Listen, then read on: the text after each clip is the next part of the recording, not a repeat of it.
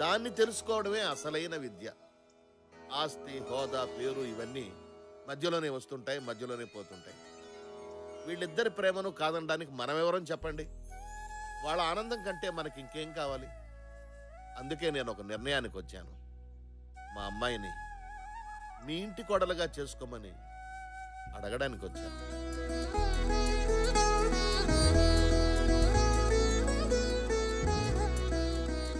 అదెంత మాట అన్నయ్య గారు.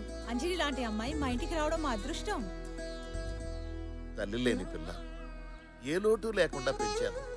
ఇక మా అంజలి బాధ్యత మీదేనండి. మీరు నిశ్చింతగా ఉండండి, మా కన్న కూతురులా చూసుకుంటాం. ఇంకో విషయం, ఇదేదో లవ్ మ్యారేజ్ కదా, లాంఛనాలు ఉండవని అనుకోవద్దు. మీ పద్ధతి ప్రకారమే పెళ్లి వైభవంగా జరిపిద్దాం. చాలా సంతోషం అండి, మీ ఇష్ట ప్రకారం జరిపిద్దాం. ఏ గీత, ఒకసారి అంజలి పిలవే. అంజలి, చిన్న అర్రవకే. అంజలి.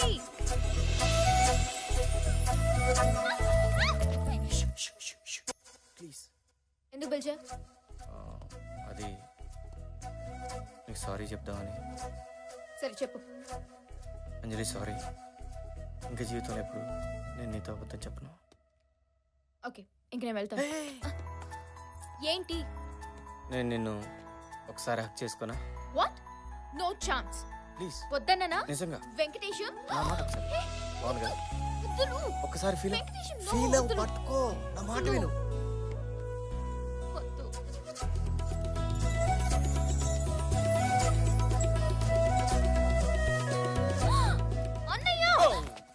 ఏంటిది? అయ్యలేదే, అదేదో ఇరుక్కుంటాను జడలో. అది అంజలి, మీ ఫాదర్ పిలుస్తున్నారు. అంజలి బాయ్.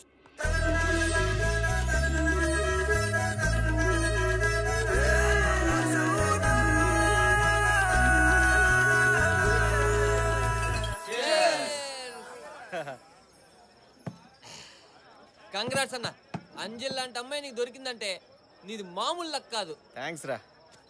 రాయ్, బిల్లు కట్టరా. ఏంటి కట్టేది? అదే డబ్బు లేవు. నెలకు ₹1,00,000 సంపాదిస్తున్నావు కదరా, ఏం చేస్తున్నావు? ఎక్కడ్రా? ఫ్లాట్ అమ్మయ్యా, కారు అమ్మయ్యా, లైఫ్ ఇన్సూరెన్సా, హెల్త్ ఇన్సూరెన్సా, నా పిండా కూడా ఆడి సార్థమా? నా వల్ల కాదురా మామ, ఈసారి నువ్వే కానీ ఇచ్చేసి.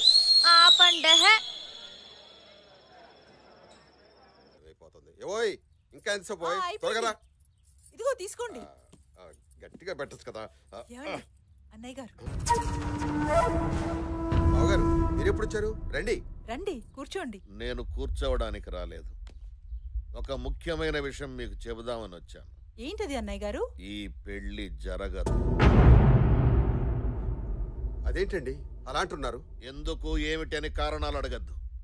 మీ అబ్బాయి మా అమ్మాయి కరెక్ట్ కాదంతే.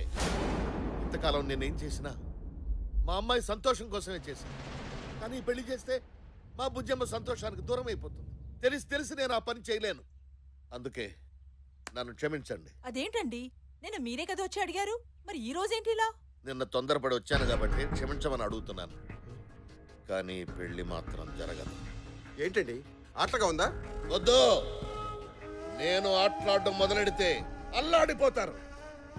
గౌరవంగా చెప్పిపోదామని వచ్చాను, గొడవకు రాలేదు. ఏం మాట్లాడుతున్నావు నువ్వు? ఆగో, నన్ను మాటల వరకే ఆగనివ్వండి. ఏదైనా చేసే పరిస్థితికి తీసుకురాకండి. నా కూతురు ప్రేమ విషయం ప్రపంచానికి తెలిసిన దాన్ని ఘనంగా పెళ్లి చేయగలను. ఈ వయసులో కన్న కొడుకు ఎంత అవసరమో నాకంటే నీకే బాగా తెలుసు. ఆణ్ణే లేకుండా చేసుకోవద్దు.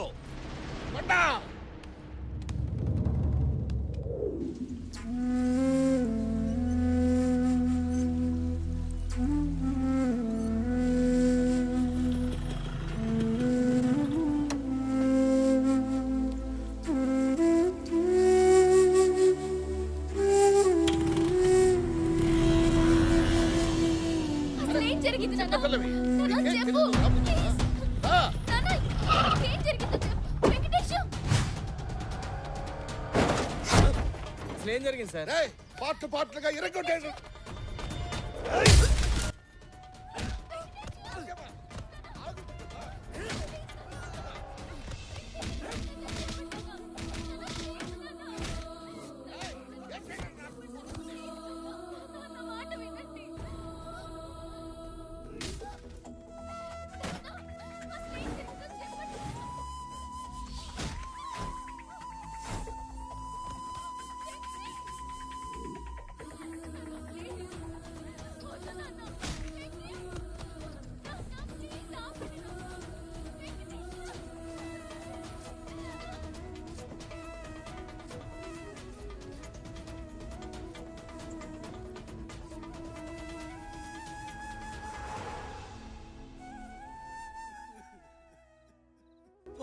పంచరానికి పంచరానికి పెళ్లి చేసే పాడు లోకం.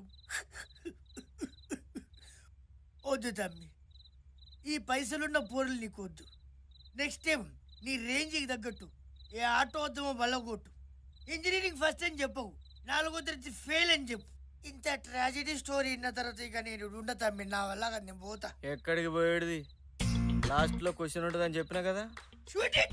ఒకరోజు అంజలి ఫాదర్ మా ఇంటికి వచ్చి మా అమ్మాయికి నువ్వంటే ఇష్టం అన్నాడు. Very good. పెళ్లి చేస్తా అన్నాడు. ఖుష్. మంచిది. నెక్స్ట్ డే వచ్చి మీ ఇద్దరు పెళ్లి క్యాన్సిల్ అన్నాడు. పగలగాడాడు. సర్ప్రైజ్. ఇమీడియట్లీ నేను వెళ్ళి ఎందుకండి పెళ్లి క్యాన్సిల్ అని అడిగా. రౌడీలతో పిచ్చ కొట్టుడు కొట్టించి రోడ్డు మీద పడేశారు. అసలు ఏం జరిగిందంటావు? ఒక క్వశ్చన్ అని ఇన్ని క్వశ్చన్లు అడుగుతున్నాను. ఏదో ఒకటి చెప్దాం తమ్మి. పిల్లనిస్తానన్న ఎంబట్నే జనతా బార్లో దూరినావు. ఫుల్గా మందు కొట్టి పొడితో డాన్స్ ఆడినావు.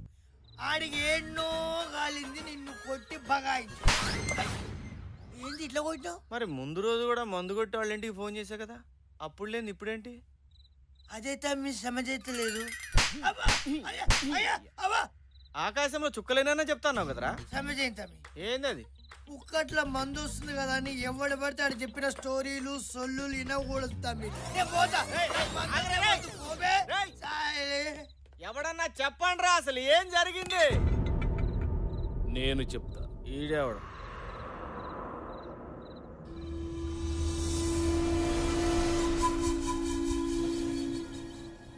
నేను చెప్తా.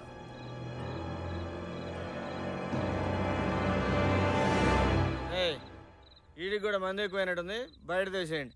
నీ పేరు వెంకటేశం, నువ్వు ప్రేమించిన అమ్మాయి పేరు అంజలి. బొట్టోడి చదువుతుంటే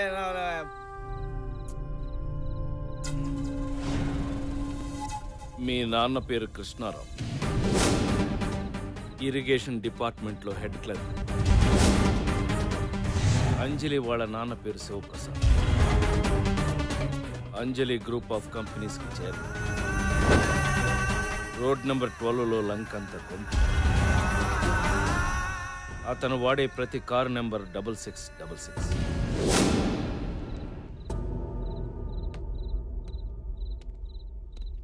ఎవరు నువ్వు? ఇవన్నీ నీకు ఎలా తెలుసు? ఇవే కాదు, నువ్వు అడిగే ఆ ప్రశ్నకి సమాధానం నా ఒక్కడికే తెలుసు.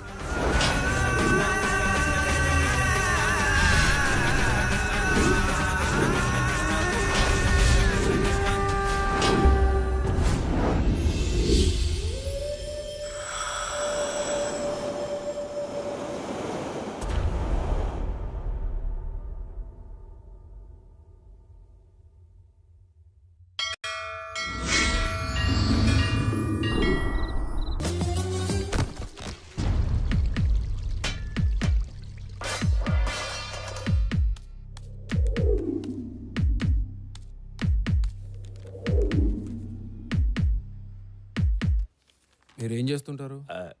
ఏటీఎం సెంటర్లో గార్డ్ని. పాపకేమైంది? జీతం ఎంత వస్తుందో? కట్టింగ్స్ అన్నీ పోను ఒక 5,000. పాపకేమైంది? డబ్బు సాయం చేసేవాళ్ళు ఎవరైనా ఉన్నారా? ఎవరూ లేరు. పాపకేమైంది? సారీ, పాపకేమైంది డాక్టర్? Acute myeloid leukaemia. అంటే ఇది ఒక రకమైన క్యాన్సర్. క్యాన్సరా? ఇంకా ప్రైమరీ స్టేజ్లోనే ఉంది కాబట్టి ట్రీట్మెంట్ చేయొచ్చు. కాకపోతే బోన్ మ్యారో ట్రాన్స్ప్లాంట్ చేయాలి, అది కూడా 1 year లోపు. ఇక్కడ సరైన సర్జన్ కూడా లేడు. స్పెషల్గా యూకే నుంచి పిలిపించాలి. ఇదంతా చాలా ఖర్చుతో కూడిన ప్రాసెస్. ఎంత అవుతుంది డాక్టర్? పోస్ట్ ఆపరేషన్ ఎక్స్పెన్సెస్తో కలిపి సుమారు 10 లక్షల దాకా అవుతుంది. సర్జరీకి ఇంకా టైం ఉంది కాబట్టి ఈలోగా మీరు ఆ ఏర్పాట్లు చేసుకోండి. ఏం చెయ్యలేని పరిస్థితి. నెలకి 5,000 సంపాదించే నేను 10 లక్షలు ఎక్కడి నుంచి తేవాలి? ఆలోచించడానికే భయంగా ఉంది.